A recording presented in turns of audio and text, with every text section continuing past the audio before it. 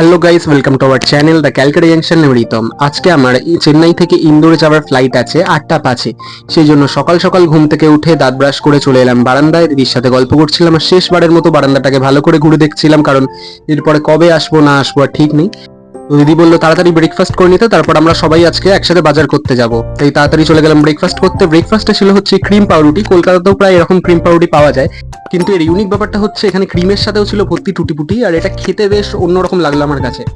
তারপর ব্রেকফাস্ট সেরে আমি, দিদি আর জামাইবাবু বেরিয়ে পড়লাম হচ্ছে বাজার করার জন্য। তো দিদি বললো যে বাজার করার আগে এই চায়ের দোকানটা একবার চা খেয়ে যাবে, তো আমরা সেই চায়ের দোকানে চলে এলাম। গিয়ে অর্ডার দিয়ে দিলাম 1 কাপ করে চা, বিস্কুট আর একটা প্যাটিসটা খেতে বেশ অন্যরকম লাগলো, ভেতরে সুজির পুরের মতো ছিল প্রায়।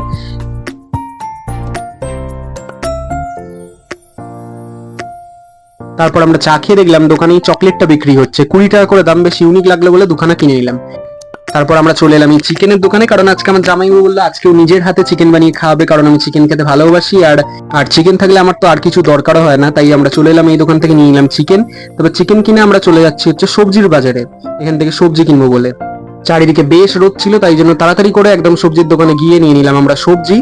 তারপর সবজি কিনেই আমরা ঘরের উদ্দেশ্যে যাওয়া শুরু করলাম, কারণ জামাইবাবুকে গিয়ে আবার রান্নাটাও করতে হবে, অনেকটা দেরি হয়ে যাবে।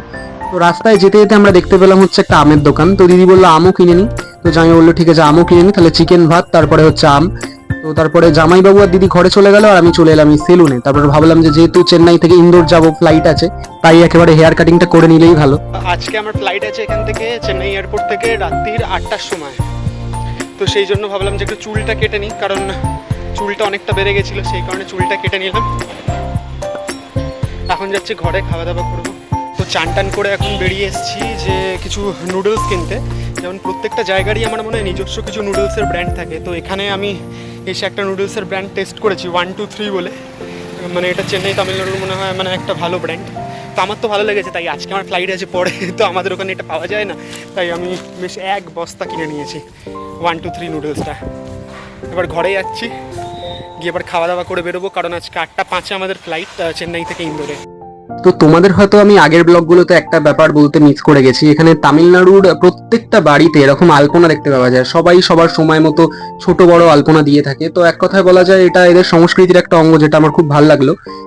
তারপরে ঘরে গিয়ে তাড়াতাড়ি করে আমার লাগেজে ঢুকিয়ে ফেললাম নুডলস গুলো। তো দেখেই বুঝতে পারছো জামা কাপড়ের থেকে একেবারে নুডলস বেশি হয়ে গেছে। তো তারপর চলে গেলাম রান্নাঘরে গিয়ে দেখি জোর কদমে একেবারে আমাদের দুপুরে লাঞ্চের জোগাড় চলছে। জামাইবাবু একেবারে জোর কদমে রান্না চালিয়ে যাচ্ছে। তারপর বাইরে বেরিয়ে দেখি দিদি আবার এই টাইমে হাতের কাজ বানাতে শুরু করে দিয়েছে। দিদি তো আসলে হাতের কাজ বানাতে ভালোবাসে, তো যখনই ফ্রি টাইম পায় তখনই বসে বসে এরকম হাতের কাজ বানায়, আর এগুলোর প্রপার সেলও হয় একটা ভালো ভলিউমে। তো এদিকে আমাদের চিকেন একেবারে রেডি, আর বাইরে এসে দেখি দিদি একেবারে আম কেটে রেখেছে আর এখন স্যালাড কাটছে। তারপর ইয়াদ রিনা করে আমরা বসে পড়লাম খেতে, আর চিকেন তো সাজানো আছে সামনে, আমি আর বেশিক্ষণ বসে থাকতে পারি না চিকেন দেখে, তাই তাড়াতাড়ি আমরা খেতে শুরু করে দিলাম। চিকেনটা খেতে এক কথায় অসাধারণ ছিল।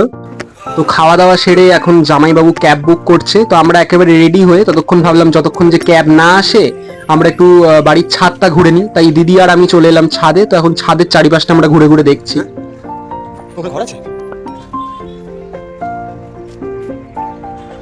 তো রেডি হয়ে গেলাম, আমাদের 8টা 5 থেকে ফ্লাইট আছে, এখান থেকে এয়ারপোর্ট যাবো, এয়ারপোর্ট থেকে ইন্দোরে। তো চেন্নাইয়ের ঘোরা আমাদের এখানেই শেষ হলো, খাওয়া দাওয়া হয়ে গেছে, এবার ক্যাব বুক করবো।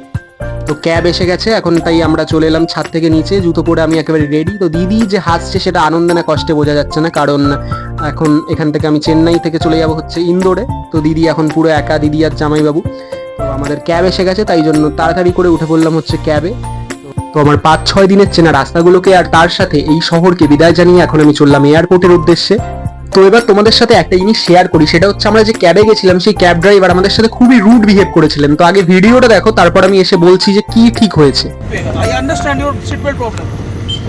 Talking to you nicely, talk nicely or not? আমি সঞ্চয় করে নিয়েছি cab charge. Talking to you nicely, you talk nicely or not?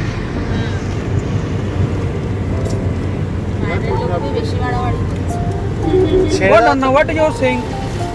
What you are saying? I'm paying you now. I'm talking to your Ravish. Why talking like this? Seatbelt problem. I understand seatbelt problem. I understand seatbelt problem. I understand seatbelt problem. What is the first tip, second tip? Seat problem, seatbelt problem. Summa full time seat belt problem. Soldier bangla. একদম madam তুমি বারবার বলছো ঠিক আছে ছেড়ে দাও, আমি যেটা Second time, third time, seat belt problem আপনি এদিকে একদম খাচ্ছি ঠিক আছে, পরে তুমি যেটা বললে সেটা Don't raise voice, Anna. I talk nicely. Okay, no problem, তুমি এবার এই করবে, ছেড়ে দাও। ড্রাইভারগুলো না বেশি বাড়াবাড়ি করছে, বাইরের লোকরা বেশি বাড়াবাড়ি করছে। তো সাধারণত আমরা কোনো 4 চাকার গাড়িতে উঠলে সামনের সিটে বসলে সিট বেল্টটা সেফটি পারপাসে পরে থাকি। তো আমাদের গাড়ির যিনি চালক ছিলেন তার গাড়িতে যে সিট বেল্টের সমস্যা সেটা তিনি আমাদের জানাননি। আমার জামাইবাবু যখন পড়তে যান সিট বেল্টটা, তখন উনি উল্টে আমাদের সাথে রুড বিহেভ করে। তো আমাদের ড্রপ লোকেশন আসতে তখন অনেক দেরি, প্রায় 5 কিলোমিটার। তার আগেই উনি আমাদের থেকে টাকা ডিমান্ড করছেন। তো সমস্তটাই তোমাদের দেখাবো।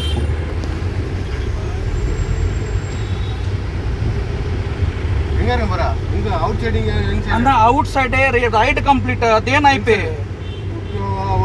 Ride complete, then I pay. Before that, no pay. भैया இது out side Side stop right, then I pay. Complete right, then I pay. Before that, no pay. Stop here. You can stop here. Stop here. Complete right, then I pay. சிக்னலா So stop here only. Stop here. No issue. Stop here. Complete right, then I pay. Take now. Side Right complete. ধর এটা, ধর এটা ধর, জলটা কুর্তা মামা ধর।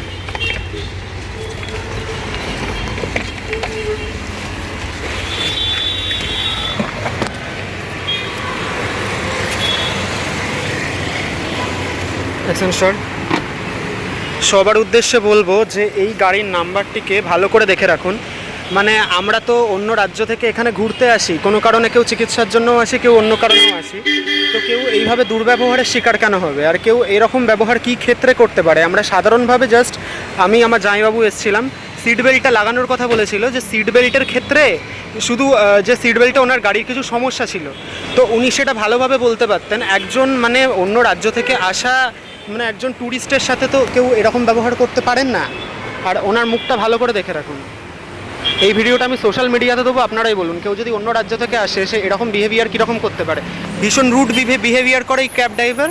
আর এনার গাড়ির নাম্বারটা নোট করে রাখুন, এই হলো ওনার গাড়ির নাম্বার। তো কোথাও গেলে এরকম ছোটখাটো ঝামেলা হতেই থাকে। তো এইসবকে উপেক্ষা করে আমরা এখন ফাইনালি চলে এলাম হচ্ছে এয়ারপোর্টে। তো যেহেতু অনেকটাই আমার দেরি হয়ে গেছিল এইসব ঝামেলার চক্করে, তো আর দেরি না করে আমি তাড়াতাড়ি করে এন্ট্রি করে গেলাম।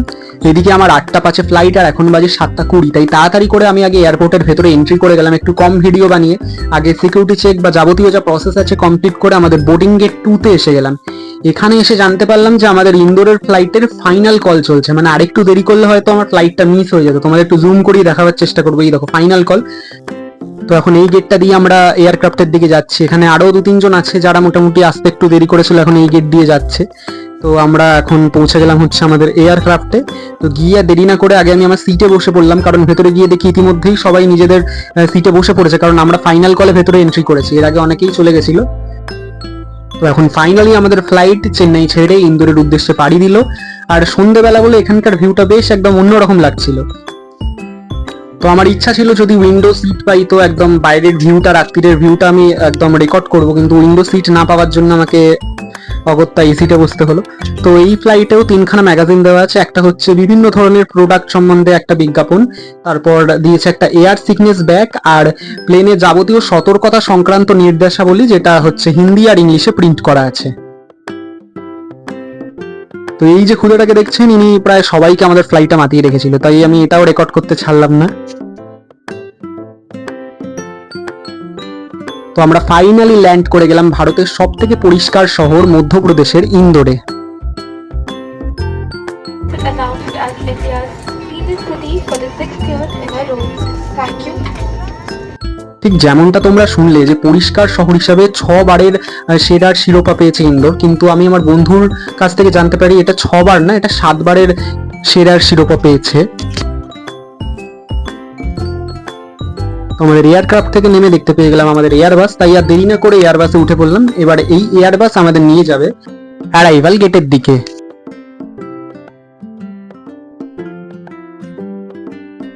তো আমরা ফাইনালি এবার পৌঁছে গেলাম হচ্ছে আমাদের অ্যারাইভাল গেট।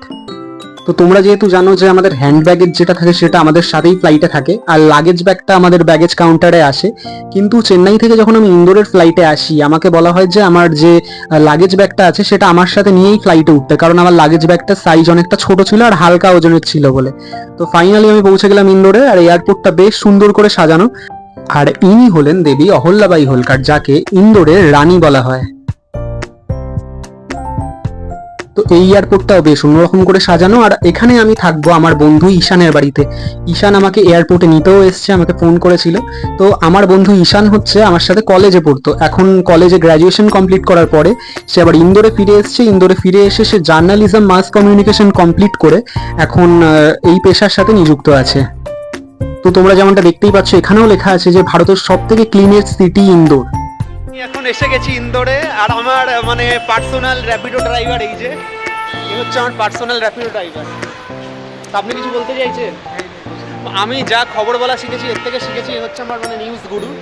আপনি কিছু বলুন। আপনাকে জ্বালাতে এসে গেছি 3 দিনের জন্য। তোমরা অফিসে কি বলেছে না বলেছে কেউ আমার কথা বুঝবে না, তাই বলছি যাই হোক তখন এর ঘরে যাওয়া যাক জ্বালাতে। তো এই হলো ইন্দোর এয়ারপোর্ট যেটা তোমরা এখন দেখতে পাচ্ছ। আর আমার বন্ধু স্কুটার নিয়ে এসেছিল, তাই তার স্কুটারে উঠে গেলাম লাগেজ নিয়ে। তো এবার যাচ্ছি ওর বাড়ির উদ্দেশ্যে। আর ইন্দোরের রাস্তাঘাট বেশ পরিষ্কার আর অন্যরকম করে সাজানো। আর এটাই তো আমাদের কাম্য যে একটা উন্নত শহর হোক, তার সাথে গাছপালাও পরিমাণ মতো হোক, কারণ বর্তমানে দেখা যাচ্ছে যে গাছপালা না থাকার কারণে দিন দিন গরম আরো বৃদ্ধি পাচ্ছে। তো আমি এখন ঈশানের বাড়িতে পৌঁছেই গেছি, কিন্তু বাড়ি যাওয়ার আগে আমি ঈশানকে বলেছিলাম কোনো মিষ্টির দোকান দেখে ওর স্কুটারটা দাঁড় করাতে।